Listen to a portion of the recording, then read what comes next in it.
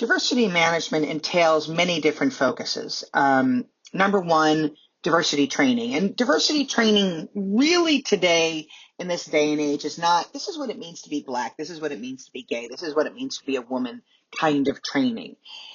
Diversity training is helping people to be aware of how people differ, what emotional intelligence can do to help them to interact with others, to learn how to have difficult conversations, to respect differences, even though we might have different experiences, the fact that we are still respecting people's perspectives and points of view and experiences and weighting them as important as my experiences are, et cetera, et cetera. So diversity training isn't just that standard, this is what it means to be gay or straight or what have you. It's really much more about how do we learn how to play together in the sandbox? Because diversity training is really about helping us to understand why people differ and how we can better communicate and work together collaboratively. That's the end, what we want at the end of the day. So many organizations do have diversity as part of their diversity strategy, but what we're getting pushback against are those check boxes, right? Everybody needs to do a training. Everybody needs to do this. Everybody needs to understand this. We need to have, accountability in our, our performance appraisals and things like that. And really, that doesn't do much for us because when people feel like they have to do it, we get less interest in people really wanting to embrace diversity related issues. But when you present it to them in a different way, and I know this because this is the work that I do, right, on a regular basis with my consulting, which is when I come in and I shake my finger and say, you all need to do this, people don't respond well to that. But what they do respond well to is, don't we all need to understand each other? Don't we all need to recognize that just because your experiences are yours doesn't mean I experience things the same way? So it is kind of important for us to figure out how we can interact with each other and move forward in getting the business of the organization functioning. So having it as part of a business strategy is not about quotas. It's not about making sure all of this group or that group is happy and ignoring the majority group, but it's about making sure that we make the workplace accessible and open for everybody. And we know this from the glass ceiling work. And we'll talk about that in sort of the arguments for and against diversity management. I'll go into that in more detail. Affirmative action is a big part of this too, because what affirmative action is trying to do is help us to make a good faith effort. And that's the legal standard that we're held to. A good faith effort to ensure that we are attracting diverse people who represent our local area. Now, organizations, as you know from our legal chapter, it can be voluntary, of course. People can choose to do it if they want to, or it could be mandatory or involuntary. If I want to be a government contractor, I'm obligated to do affirmative action. Some of the issues that are going on in higher ed and affirmative action, it's not quite applicable to what we're doing in the workplace. It's actually still fairly stable for us with respect to affirmative action. So some of those things are not going to change the way that we do business, but it will change the way we think about it in terms of higher education and the way that we need to attract diverse students. And so a lot of organizations are doing different things to be able to get around some of those challenges. Diversity management does include legal compliance, but legal compliance is a very, very small part of it all. It's really much more about how do we work together and how do we get along. But it also requires us to make sure that we are not breaking the law. Because if we're breaking the law and we are discriminating against individuals, all the work we can do is not going to matter at all if we're continually breaking the law and discriminating against individuals for characteristics they can't control. Lastly, it's about awareness and recognizing that, yeah, we're all different. Some people will respect those differences and they'll be very comfortable with it. Others will simply, all we can ask of them is to tolerate that there are people that have different perspectives and different points of view. The biggest challenge, of course, we see is between sexual orientation and religious groups. Some religious groups, not all. In fact, not the majority of religious groups are against being LGBT. There are many that are, but they are fewer and fewer that actually hold true to that stance. But regardless, we're not religious organizations. In an organization that is a for-profit business, publicly held or what have you, we are obligated, right, to do what we can to make sure that people can get along, that people can work together to at least recognize that even if you believe what I do is a sin or you believe what I do is not okay, our goal at the end of the day is to be able to work together. And that's what matters. Your personal beliefs, none of those things really matter. What matters is that we're here to do the job of the organization. And the organization is setting a standard for what they expect, and they expect their employees to follow that. If you don't like it, certainly, or people are entitled to whatever their personal beliefs are, but that doesn't mean that they'll be entitled to the job at that organization if that's the standard that they want to set for things. So the organization has the right to set the standards that they want for the behaviors. So really, diversity awareness is just knowing that there are so many ways that we differ. And for those of you that have already taken the decision-making class, you know that we differ in a simple way, even just based on how we make our decisions. Some of us are more collaborative decision makers. Some of us are more authoritarian decision makers. Some of us have a different ethical lens than others.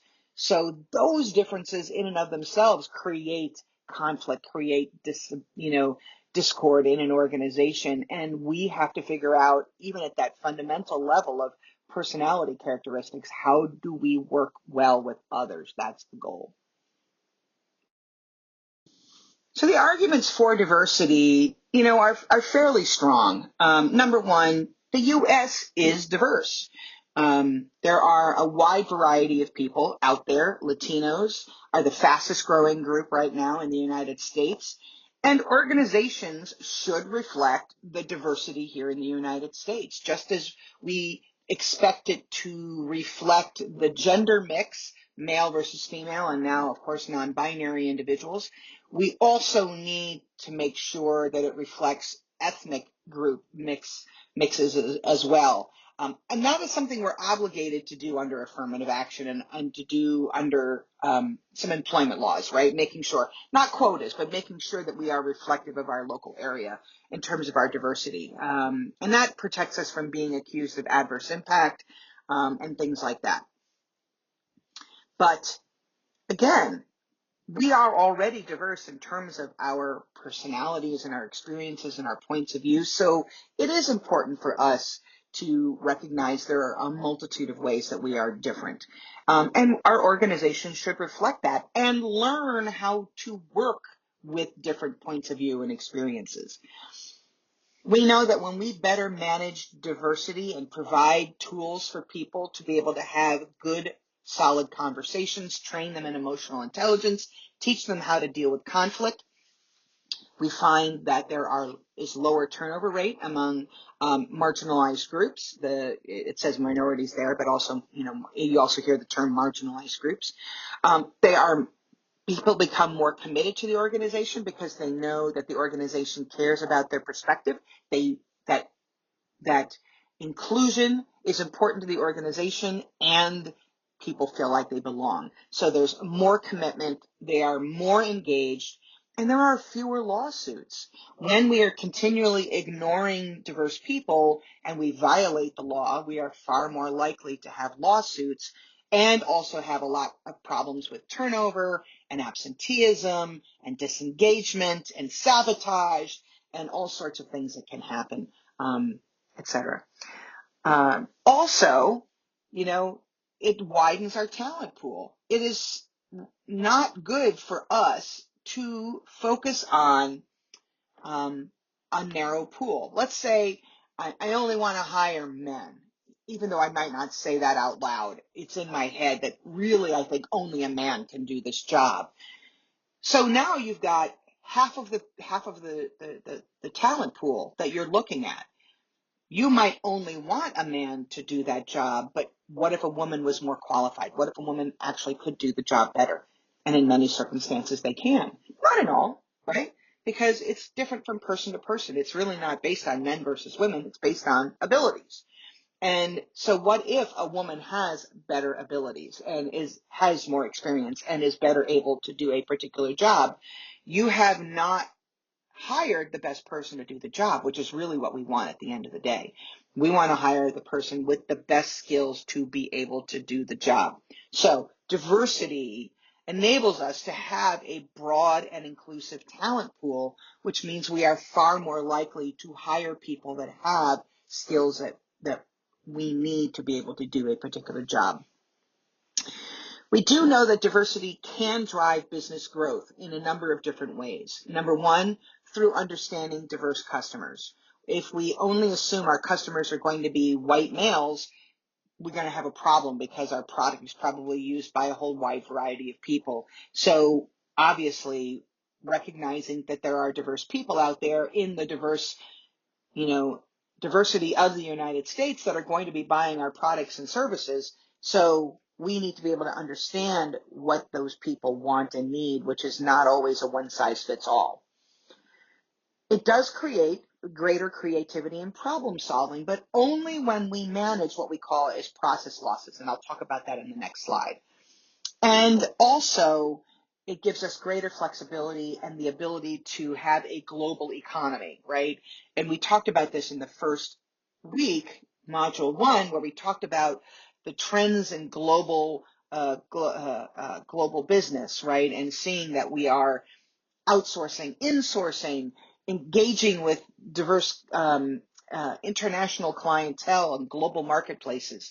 And we have to be able to do that. And if we only believe there's one right way to be, there's only one right way to think about something, there's only one right way to be a customer or an employee, this is a problem. And I ran into this in a company that I used to work for, where they said that they wanted to be very welcoming and inclusive of women and minorities. And they provided all these amazing policies that they thought would be great for women and marginalized groups. Yes, true. But the problem that we ran into was there was a culture that said there's only one right way to be an academic, that you should only do things in a certain way, that you don't take maternity leave, that you don't take paternity leave, that you only focus on work the way it is done, the way it has traditionally been done. But the thing is, you don't have to be successful. The only way to be successful is by doing it the way it's always been. Because we know, right, things change, guaranteed. Things are always going to change. And so if we do things the same way all the time, we are not really allowing ourselves to expand and grow and to adapt to the world that's out there. So the company found out, right, that, well, it was a university, that the university found out that when they realized that people were being told that that's not what it means to be an academic, they had to change those perceptions at the culture level. And so telling people, you need to recognize that there isn't one right way to publish articles and to manage things, that women are just as productive as men, even when they take maternity leave. And the same gift should be given to men, to have the right to turn off their tenure clock, to be able to be faculty members, and to be productive and take time to bond with their children and all the things that go along with paternity leave. So it was a really important thing to learn, that just because we've got great policies on the books doesn't mean that we have a culture that supports it. So the culture that supports it has to be there as a foundational issue to help people to learn to work with others. In terms of the arguments against diversity, again, these are legitimate concerns, but they can all be addressed. And here's how we manage that. Number one, the argument that diverse workforces don't necessarily increase productivity. You're absolutely right. They don't. Diversity, by definition, does not increase productivity.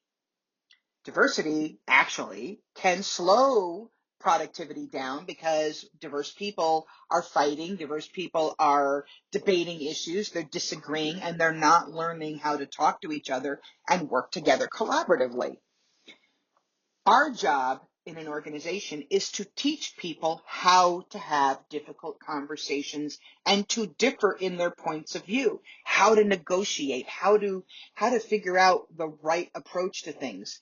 Negotiation isn't I'm right and you're wrong. Negotiation is what's the issue that we're trying to solve and how do we get there to the best of our abilities. When we set aside me and focus on the purpose of the problem, right? That is the thing that helps us to be better. So yes, differences can cause process losses in terms of time and effort and money and things like that, but it has to be managed well. So that's why diversity training isn't about, hey, this is how we can be diverse. Hire more Black people, hire more lesbians, hire more disabled people, right? It's about making sure that we are understanding how do we talk to each other? How do we negotiate with each other? How do we collaborate constructively? How do we have difficult conversations and hold each other accountable to certain performance standards and behavioral standards?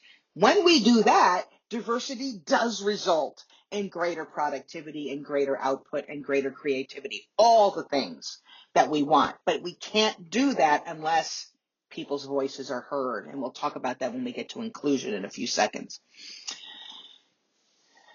Results of diversity efforts are not easy to measure, and they're not, right? I mean, it's hard to say, well, if I have a diverse workforce, what should I see as my output?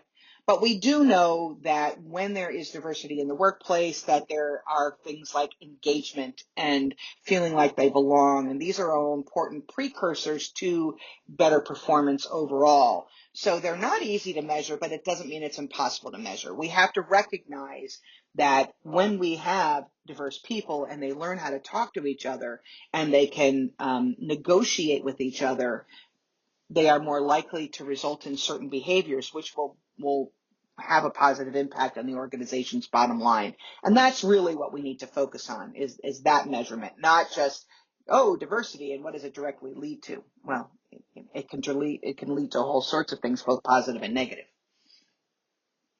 Diverse employees don't always embrace diversity initiatives, and in fact, that's the affirmative action backlash. A lot of individuals, and Clarence Thomas is one of them, feel about him as you choose to, but he is anti-affirmative action. Doesn't matter that he benefited from it himself. He believes that people should just compete on their merit, that there's no need for affirmative action anymore, that therefore, because there's no need for affirmative action, people will just automatically be considered for their efforts, and they will not be discriminated against because of it. And there's a lot of pushback. Like, I don't need a hand up. I just need to have you clear the path so I can do my own thing.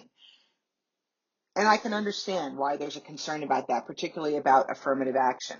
And it really, as we talked about in the legal section, right?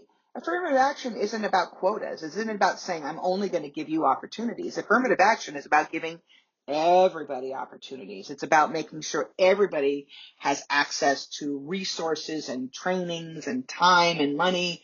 And when we ensure there's equal access to that, then yeah, we don't necessarily need it. But we still don't have that. Why don't we have that? Because of unconscious bias. And that's an important thing that we'll be addressing later in this lecture, is recognizing unconscious bias still exists, and it's the thing that influences the way that we see the world, even if we're not consciously aware of that. Diversity training may not add value to an organization. That is true when we isolate white males. We say white males are the problem, blah, blah, blah. We're not dealing with the process issues when all we do is say, well, white males have privilege and white males have this and white males do all the things. And therefore, you can't do this because that's the problem, right? We know that when we are addressing the glass ceiling issues in organizations, when we know that we need to have diverse perspectives and diverse points of view, diversity training should not be a punitive white males are bad and everybody else is good, because that's discriminatory in and of itself also. Look, the people here today are not the ones complicit in the historical discrimination that we have had for years. Are they benefiting from it indirectly? Absolutely. But what is important is for us to recognize that when we create opportunities, it has to be opportunities for everybody, including white males, women, and all marginalized groups. When we have inclusive policies that everybody's voice matters, everybody's voice is heard, we do our unconscious bias training, we recognize when we might be perpetuating myths and perpetuating unconscious biases, and we do the work to eliminate that, boom, then yeah, we can add value. But if we're not dealing with those things and we're just simply polarizing people, we are not going to address the issues the way that we want to see them. Some people argue that diverse markets may not care who is selling to them. And that is true for many, but not for all. There are still people, for example, people in the LGBT community don't want to buy food from Chick-fil-A. You might say, well, Chick-fil-A itself does not discriminate. They don't send money to anti-LGBT initiatives, and the organization itself probably doesn't. And in fact, I think it's documented that yes, they don't do that as a corporation, but understand that Chick-fil-A is privately held, which means that it's not stockholders that own it, it's the Cathy family that owns it.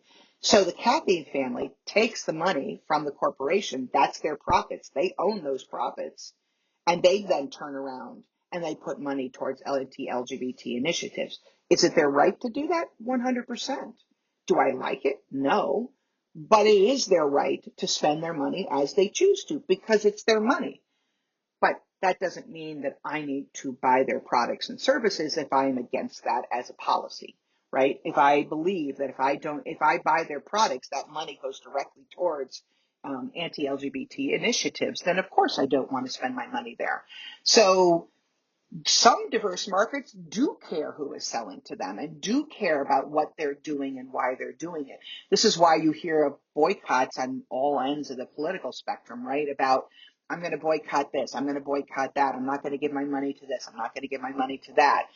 There are individuals that do care about those things. And so it does matter. If you have a history of donating to discriminatory companies or discriminatory organizations, then no, people who are in those marginalized groups do care and they don't want to give you their money. Lastly, and this ties in with the diversity training doesn't add value, white male bashing is not inclusive and it's very divisive. It doesn't help us to bash groups of people, whether it's white males doing it to my marginalized groups or marginalized groups doing it to white males. However we define this, the goal is for us to learn how to work together with initiatives, recognizing that white male experiences have been and dominated the workplace for a long period of time. But now there are many perspectives and points of view that we need to consider when we're doing work, that there isn't a one right way to be, because my experience with a certain group or as participating in a certain group brings a different point of view and a different perspective that might actually be beneficial for the company to utilize. And if you exclude me simply because of the color of my skin or my gender identity or my sexual orientation, you're losing the knowledge that I can bring to the table that can be really beneficial for you. So we need to, and the same thing holds for white males. If we bash them, if we exclude them, if they're not a part of the organization and they feel like they're bearing the burden of, 200 plus years, almost 300 years of, discriminatory behaviors, what benefit does that give us, right? We lose their knowledge, we lose their ability to perform. The organization will suffer for that as well. So our organizations need to be inclusive and it needs to be fair, however we define fairness.